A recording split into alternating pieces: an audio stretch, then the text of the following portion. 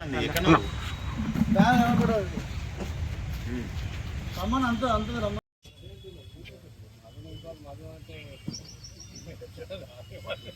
లోగా చూసుకొని ఇంకోటి ఒక నాది అంటే ఇలా ఒరిజినల్ డూప్లికేట్ అన్నది పరిచయం ఉంటుంది కదా. అదే వరంగల్కు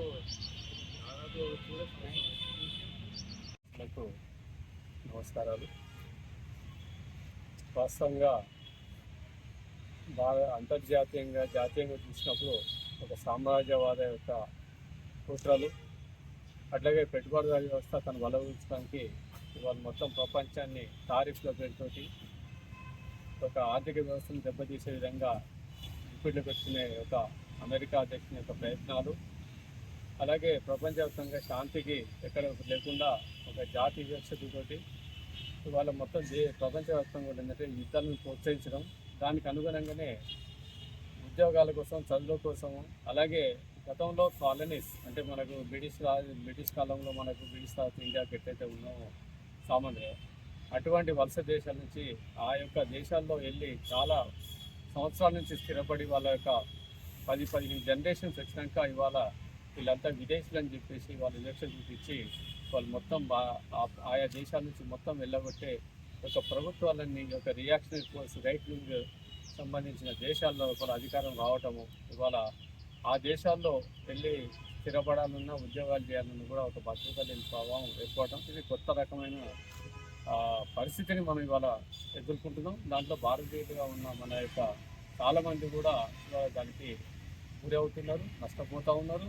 వాళ్ళ యొక్క పరిస్థితి కూడా అగమ్య గోచరంగా ఉంటుంది. మరి ఇటువంటి పరిస్థితుల్లో అత్యంత భారతదేశం యొక్క మోడీ అమెరికా అధ్యక్షునికి మిత్రులుగా ఉంటుందని చెప్పడం, ఆయన కూడా ఫోన్ చేసి నాకు చాలా మంచి మిత్రుడు, మాకు సంబంధాలు చెప్పినప్పుడు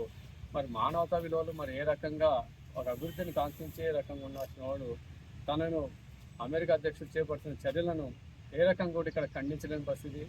అలాగే ఏ దేశంలో కూడా పంపలేని విధంగా మన దగ్గరికి భారతీయులను చేతిలో గొలుసులు కాళ్ళకేసి పంపడానికి కూడా ఖండించలేని దుస్థితిలో ఉండటమే కాకుండా మొన్న పహల్గామ్లో జరిగిన దాడి లోపల ఒక ఉద్రిక్త వాతావరణం పడి పాకిస్తాన్ తోడు మీద యుద్ధానికి వెళ్ళి ఆ ఒకరొక దేశంలో కూడా బాంబులు వేసుకున్నప్పుడు చనిపోయింది తీవ్రవాదులతో పాటు అమాయకమైన ప్రజలు చనిపోయారు. మరి ఈ నేపథ్యం లోపల ఏ లక్ష్యం నెరవేరకుండానే ఆకాంక్షగా लेवल के एक ऐसा किसानों का फोरम बना था संयुक्त किसान मोर्चे के नाम से, वो अब भी एक्टिव है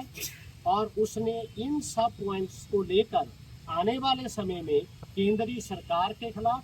और डिफरेंट स्टेट्स के खिलाफ अपनी रणनीति जो है लड़ाई की वो पूरी तरह तैयार की है। अभी दिल्ली में हमारी SKM की मीटिंग होती रहती है, उसमें ये जो केंद्र की नेशनल पॉलिसी है एग्रीकल्चर के ऊपर, इसके खिलाफ लड़ाई के लिए भी और MSP के लिए भी और किसानों के कर्जे के ऊपर लीक मारने के लिए भी, पानी का सवाल है, वातावरण का सवाल है, किसान की जमीन का सवाल है, मल्टीनेशंस का सवाल है।